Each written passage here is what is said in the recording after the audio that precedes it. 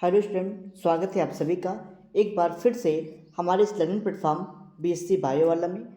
Student, आज इस lecture में हम यूनिट 4 यानी कि बायोस्टैटिक को स्टार्ट करने वाले हैं। ठीक है स्टूडेंट, तो प्रीवियस क्लासेस में मैंने आपको प्लांट ब्रीडिंग और प्लांट टिश्यू कल्चर के बारे में कंबाइन करके सारी चीज़ों के साथ डिस्कस किया था। ठीक है, बेसिकली आज इस लेक्चर में हम लोग आपके साथ बायोस्टैटिक के डिफिनीशंस के बारे में, ठीक है, बायोस्टैटिक्स होता क्या है, ठीक है, उसके बाद कुछ डाटा के बारे में समझेंगे जो कि मोस्ट इम्पॉर्टेंट है आपके बायोस्टैटिक के बारे में। अगर आपको बायोस्टैटिक जानना है तो आपको डाटा ये जानना काफ़ी इम्पॉर्टेंट हो जाता है। ठीक है, तो बायोस्टैटिक्स क्या है, ठीक है, इसके डिफिनीशन और डाटा के बारे में हम लोग इस लेक्चर में अच्छे से डिस्कशन करेंगे। देखिए, बायोस्टैटिक क्या होता है। बायो का मतलब होता है कि आप कह सकते हैं कि जीव विज्ञान से रिलेटेड है। ठीक है, क्योंकि आप लोग इसको बायोलॉजी और जूलॉजी, बायोस्टैटिक को आप लोग बायोलॉजी जूलॉजी दोनों में पढ़ते हैं। बायोस्टैटिक को मैथ में भी देखने को मिलता है। ठीक है, क्योंकि यहाँ पे हम लोग स्टैटिकल मेथड के माध्यम से यहाँ पे बायोलॉजिकल प्रॉब्लम को सॉल्व करते हैं बायोस्टैटिक में। ठीक है, जो ये बायोस्टैटिक है, ठीक है, जो आपके जूलॉजी या फिर बॉटनी में देता है, इस पर हम लोग बायोलॉजिकल प्रॉब्लम को, ठीक है, बायोलॉजिकल प्रॉब्लम्स को सॉल्व करते हैं। ठीक है, तो बहुत सारे इसमें क्वेश्चंस आते हैं। ठीक है, जिसको सॉल्व करने के लिए हम लोग मैथमेटिक का उपयोग करते हैं। तो उस मैथमेटिक का नाम बायोस्टैटिक दिया गया है। जैसे कोई अगर ग्राफ दे दिया, ठीक है, कोई ग्राफ दे दिया, उसका डिस्कशन करना है तो आपको बायोस्टैटिक्स के माध्यम से करना पड़ता है। ठीक है, ठीक है, तो आइए थोड़े से डिफिनीशन को समझिए। ठीक है, देखिए, बायोस्टैटिक्स का जो मतलब होता है statistical methods use in the solving biological problem.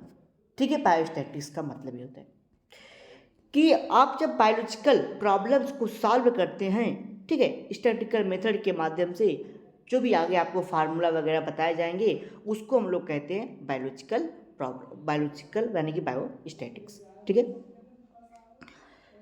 Father of biostatics Francis Galton को माना जाता है। ठीक है, बायोस्टैटिक्स को हम लोग बायोमेट्री के नाम से भी जानते हैं, जिसका मतलब ये होता है, ठीक, बायोमेट्री का मतलब होता है जीवधारियों से संबंधित जो विज्ञान होते हैं, गणित विज्ञान होते हैं, उसको बायोमेट्री कहते हैं। बायोमेट्री यानी कि बायोस्टैटिक को हम लोग बायोमेट्री के नाम से जानते हैं, जिसमें जीवधारियों के जो कि संख्या विज्ञान के बारे में स्टडी की जाती है, जिसको सबसे पहले वाल्डन ने बायोमेट्रिक नाम बताया था। ठीक है, बायोमेट्री, ठीक, इसमें क्या होता है बायोमेट्री में, किसी कोई विज्ञान है, किसी विज्ञान में मैथमेटिकल के क्षेत्र में, ठीक है, आप लोग देखते हैं कि बहुत सारे प्रॉब्लम्स आते हैं। जैसे अगर बोल दिया आपको कि कोई जीन है, ठीक है, वो इतना डिफेक्टेड है और वो इतना जो कि अच्छा जीन है, तो उसमें दोनों में फ्रीक्वेंसी पूछ देता है, तो सारी चीज़ें इसमें देखने को मिलती है। ठीक है, तो यही होता है बायोस्टैटिक्स। ठीक है, आगे समझिए, बात करते हैं डाटा की। ठीक है, डाटा, ये इंट्रोडक्शन की क्लास है। ठीक है, तो डाटा क्या होता है पहले आप उसको समझिए। ठीक है,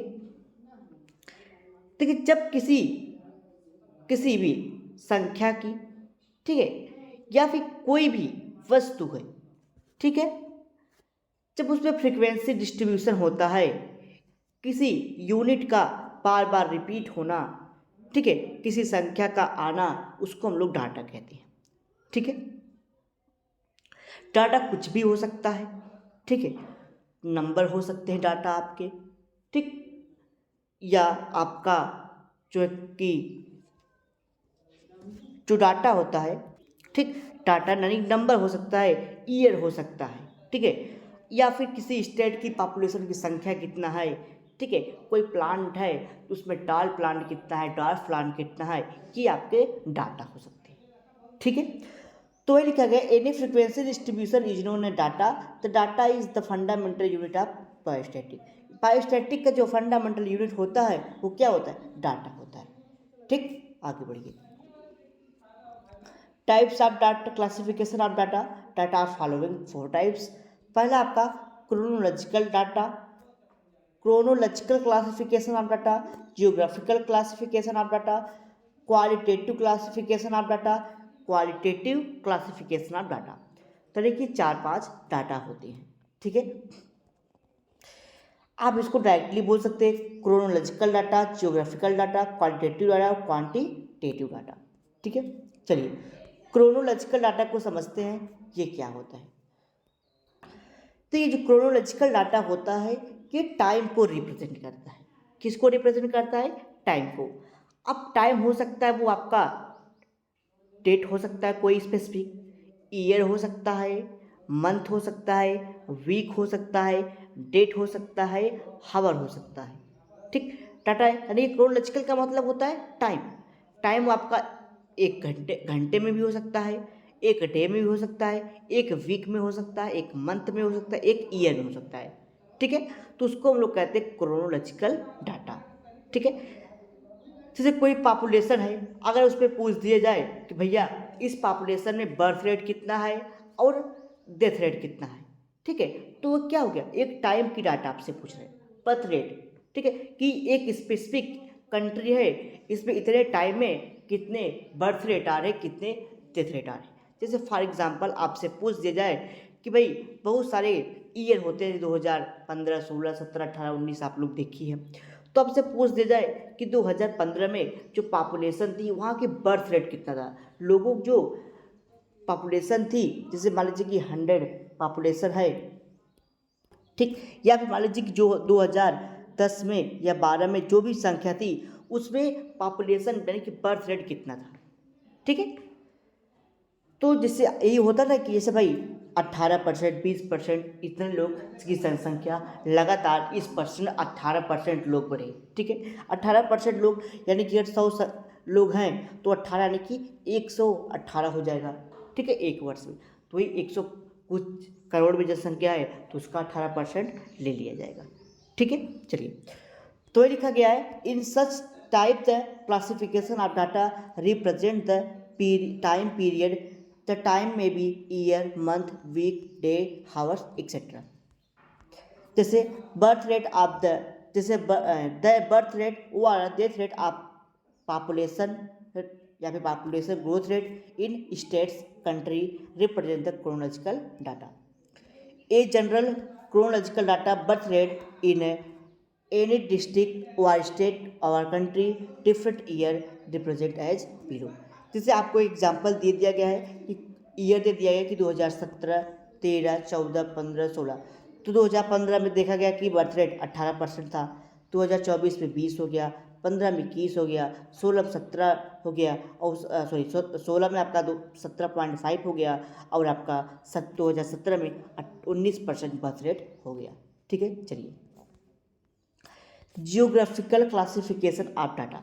जियोग्राफिकल क्लासिफिकेशन ऑफ डाटा का मतलब क्या होता है कि किसी स्पेसिफिक एरिया में, ठीक है, वो जो आपका था क्रोनोलॉजिकल डाटा, वो किसी कंट्री के बारे में, किसी स्टेट के बारे में ये बताएगा कि इस स्टेट में एक साल में इतनी जनसंख्या की वृद्धि हुई, ठीक, या इस कंट्री में इतनी जनसंख्या की वृद्धि हुई।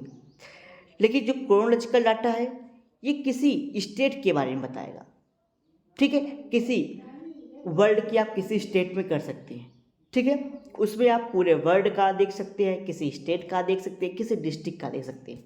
ठीक है, इसमें आप देखना चाहें कि जो डिस्ट्रिक्ट है, एक डिस्ट्रिक्ट है, उस डिस्ट्रिक्ट में कितनी संख्या बढ़ी, या पूरा डिस्ट्रिक्ट मिला के एक स्टेट बन गया, एक स्टेट में जनसंख्या कितनी वृद्धि की, एक कंट्री में कितना की, पूरे वर्ल्ड में कितना किया, उसको आप लोग देख सकते हैं। दूसरा होता है ग्राफिकल, किसी पार्टिकुलर एरिया में, ठीक है, किसी पार्टिकुलर एरिया का अगर आप देखना चाहते हैं कि वहाँ की जो डाटा है, ठीक है, एरिया में देख सकते हैं कि कितने प्लांट हैं, ठीक है, क्या कितने जो है कि एनिमल्स हैं, कि कितने आप देख सकते हैं कि छोटे प्लांट है, तो उसका आप देख सकते हैं। ठीक, जैसे इसमें क्या होता है जियोग्राफिकल डाटा में, जैसे मान लीजिए कि कोई स्टेट, कोई डिस्ट्रिक्ट है, कोई एक शहर है या डिस्ट्रिक्ट है, ठीक है। अब मान लीजिए कि उसमें मान लिया गया कि 10 गांव है, एक डिस्ट्रिक्ट में माना गया कि 10 गांव है। अब 10 गांव में देखा जाए कि इस गांव में कितना प्रोडक्शन हो रहा है वीट का, दूसरे गांव में कितना हो रहा है, तीसरे गांव में कितना हो रहा है, उसको यहाँ पे यानी कि जियोग्राफिकल एक एक एरिया का देख लेंगे कि हाँ इस एरिया में कितना हुआ, ठीक। या हम इसको स्टेट लेवल पे भी देख सकते हैं कि एक स्टेट में कितने प्लांट हैं, यानी कि कितने प्लांट है, या फिर कोई फसल बोई गई वीट का, मान लीजिए कि वीट बोया गया, गेहूं बोया गया, देखा गया कि यूपी में कितना वीट का प्रोडक्शन हुआ, या मध्य प्रदेश में कितना हुआ, पंजाब में कितना हुआ, बिहार में कितना हुआ। तो देखिए किसी स्पेसिफिक एरिया में देखा जाता है कि कोई जो है कि क्या उसमें परिवर्तन या फिर कोई चीज़ें क्या हो रही है, ठीक है। चलिए, तो any in such type classification the data represent classification geographical place such as state, country या फिर आप कह सकते हैं कि वर्ल्ड, ठीक। जैसे एग्जांपल दिया गया है, wheat production in different state in India represent the geographical data, the wheat production rate different state of India are given as below. जैसे यहाँ पे कुछ है इंडिया के स्टेट को दिखाया गया, जैसे यूपी, एमपी, एमपी, पंजाब और बिहार। दिखाया गया कि जो यूपी है, यूपी में लगभग एक अगर जियोग्राफिकल एरिया में देखा जाए तो 450, 400, एमपी में 500, पंजाब में 650 और बिहार में 600, 425, इतने लगभग क्वांटिटी में, ठीक है। टाउन्स में इतने टाउन्स हैं, ठीक है। बिहार में माना गया कि 450 गांव है, बिहार में माना गया कि 500 गांव है, इसमें इतना गांव है, उस हिसाब से अब निकाल लिया जाएगा कि वीट का प्रोडक्शन कितना होगा, ठीक है। चलिए, क्वालिटेटिव डाटा। क्वालिटेटिव का मतलब क्या होता है? क्वालिटेटिव का मतलब है करेक्टर, ठीक है। क्वालिटी, जैसे कोई एरिया है, ठीक है, एरिया है, ठीक, वहाँ पे देखा जाए क्वालिटी, देखा जाए कि इस एरिया में कितने पर्सन ऐसे हैं जिसकी हाइट बहुत ज़्यादा है, ठीक है। या किसी पार्टिकुलर एरिया में देखा जाए कि वहाँ पे टाल प्लांट कितने हैं, डॉर्फ प्लांट कितने हैं, ठीक है। वहाँ के स्किन कलर के ह्यूमन कैसे हैं, ठीक है। आई किस प्रकार से है, प्लांट की सीड वहाँ पे कैसी है, प्लांट की हाइट कैसी है। तो ये सब चीज़ों को हम लोग क्वालिटेटिव में देखते हैं, क्वालिटी देखते हैं, ठीक है, कि भाई उस कैसा है वो इंसान, ठीक है, उसकी हैबिटेट कैसी है, हाइट कैसा है। क्वालिटी जो बाहर से हम लोग देख के बता देते हैं, ठीक है। तो लिखा गया in such type the classification of data represent the quality character such as colour, skin, eyes, plant seed, height, shape etcetera, ठीक। ये दो प्रकार से हो सकता है, एक होता है सिंपल डाइकोटमस और दूसरा होता है मॉडिफाइड। तो सिंपल डाइकोटमस क्या होता है? ये किसी एक स्पेसिफिक क्वालिटी या करेक्टर को लेते हैं। जैसे मान लीजिए कोई स्पेसिफिक एरिया है, उस पर पूछा गया कि भाई सपोज करिए कोई खेत है या फिर फील्ड है, यहाँ पे बहुत सारे प्लांट लगाए गए हैं मटर के। अब यहाँ पे पूछा जाए कि इसमें प्लांट के लंबे पौधे कितने हैं और छोटे पौधे कितने हैं, तो उसके एक करेक्टर के बेस पे उस पर हम लोग क्लासिफिकेशन करेंगे कि भैया इस जो एरिया है, पी का जो एरिया है, इसमें इतने परसेंट या इतना टाल प्लांट है और इतना ड्वार्फ प्लांट है। दूसरा होता है मोनीफोल्ड। मोनीफोल्ड का मतलब होता है करेक्टर भी होता है, ठीक है, क्वालिटेटिव करेक्टर इसमें भी होता है, लेकिन इसमें दो से ज़्यादा, मोर देन वन, एक से ज़्यादा फिर आपके से दो से ज़्यादा करेक्टर को लिया जाता है, ठीक है। तो सपोज करिए उसी स्पेसिफिक एरिया में अब पूछा जाए कि भैया उस प्लांट में, उस जो टाल और ड्वार्फ आपने प्लांट देखा है, मटर का प्लांट देखा, उसमें से कौन से कितने प्लांट ऐसे हैं जिसके जो सीड है वो कैसे हैं, राउंड है, या फिर कितने के सीड क्या है जो रिंकल्ड है, गोल सीड वाला कितना प्लांट है या झुर्रीदार वाला कितना प्लांट है। अब गोल में भी पूछ दिया जाए भाई कितने राउंड कलर के जो दिखाई पड़ रहे हैं कितने ग्रीन हो चुके हैं और कितने येलो कलर के हैं। अब इसमें पूछ दिया जाए कि इसमें कितने ग्रीन है, इसमें कितने क्या है, येलो है, यानी कि एक से अधिक करेक्टर को यहाँ पे लिया जाता है। तो वह लिखा गया है, ठीक है, कि वह कोई पार्टिकुलर एरिया में पी प्लांट को देखा गया। अब उसमें देखा गया कि रिंकल प्लांट कितने हैं और राउंड वाले प्लांट कितने हैं। अब राउंड में देखा गया कि भाई येलो कलर के कितने हैं और ग्रीन कलर के कितने हैं। राउंड में रिंकल में वही देखा गया कि येलो कलर कितने हैं, ग्रीन, यानी कि दो से अधिक, एक से अधिक कैरेक्टर को यहाँ पे लिया जाता है। अगला होता है क्या, क्वांटिटेटिव। क्वांटिटेटिव मतलब क्या होता है, नंबर। क्वांटिटी का मतलब होता है नंबर, ठीक है। तो इसमें क्या होता है, क्वांटिटी देखते हैं कि भैया कितने नंबर में क्वांटिटी है। जैसे कोई चीज़ वेट हो गया, वेट मान लीजिए आपका वेट ही है तो कितना वेट है आपका, तो एक क्वांटिटेटिव डाटा वो हो सकता है, ठीक है। चलिए अब 2-3 पॉइंट और आपको देखने को मिलता है। एक होता है हिस्टोग्राम, जो कि आपके सिलेबस में नहीं दिया गया है, ठीक है। आपके सिलेबस में नहीं दिया गया है, ठीक है, तो हम इसको पढ़ाएंगे भी नहीं। हमारे पास नोट्स हमने बनाया, हमें लगा कि हो सकता है ये आप में होगा हिस्टोग्राम, लेकिन नहीं था। तो हिस्टोग्राम भी जानना आपके लिए इम्पॉर्टेंट हो जाता है, लेकिन आपके एग्ज़ाम में ये चीज़ें नहीं पूछी जाएगी, तो इसलिए हम लोग इसको नहीं देखेंगे, ठीक। अगला आ जाता है आपका, ठीक है, पिक्टोग्राम, ठीक है। एक आता है आपका पिक्टोग्राम, हिस्टोग्राम, उसके बाद आपका आता है पिक्टोग्राम, कार्टोग्राम, ठीक है। कार्टोग्राम के बाद आता है आपका पाई डायग्राम, उसके बाद आपका आ जाएगा मेजर ऑफ सेंट्रल टेंडेंसी। इसके बारे में हम लोग नेक्स्ट लेक्चर यानी कि कल की क्लास में आपके साथ डिस्कशन करेंगे। मेजर्स ऑफ सेंट्रल टेंडेंसी, जिसके में हम लोग मेन, मीडियन और मोड के बारे में डिस्कस करेंगे। हमें लगता है कि आप लोग मेन, मीडियन, मोड पढ़े होंगे, तो आप लोग कमेंट करके बताइएगा कि मेन, मीडियन, मोड आप पढ़े हैं कि नहीं, ठीक है। चलिए मिलते हैं नेक्स्ट लेक्चर में नए टॉपिक के साथ। तो ये पूरा समझ में आया डाटा यानी कि बायोस्टैटिक।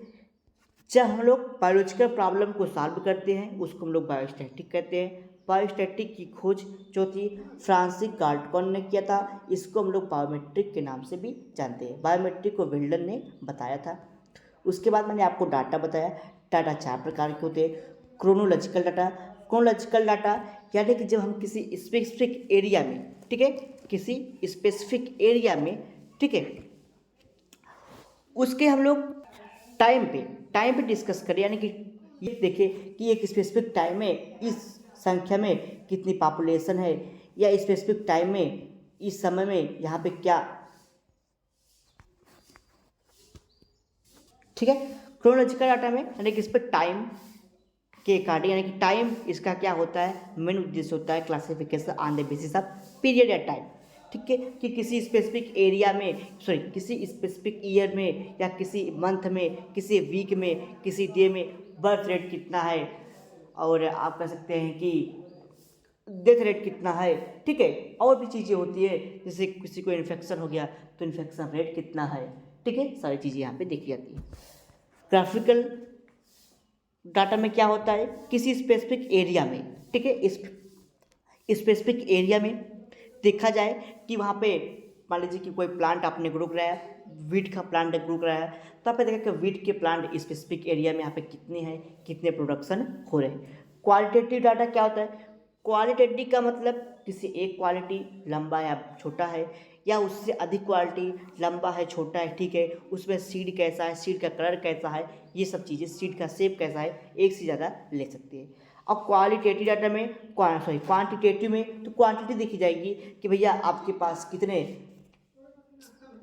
अमाउंट में, जैसे यहाँ पे एग्जांपल ले ले, आपसे पूछा जाए जैसे आपके पास कितने अमाउंट में, ठीक है, कितना अमाउंट है आपके पास, पैसा कितना है, या आपके पूछा कि आपका वेट कितना है, ठीक है, या आपसे और भी चीज़ें पूछ जाती है कि आपके पास कितने ज़्यादा बुक्स हैं, नंबर पूछा जाता है, ठीक है, या कितने ज़्यादा पेन है, तो इसमें नंबर की बात आती है, यानी कि इसमें क्वांटिटी की बात आती है, ठीक है। तो ये पूरा हो गया आपका क्या, बायोस्टैटिक के आप कह सकते हैं कि डाटा के बारे में।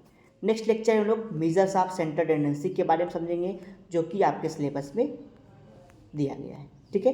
तो आपको मेजर्स ऑफ सेंट्रल टेंडेंसी में मेन, मीडियन, मोड ये तीनों पढ़ना है।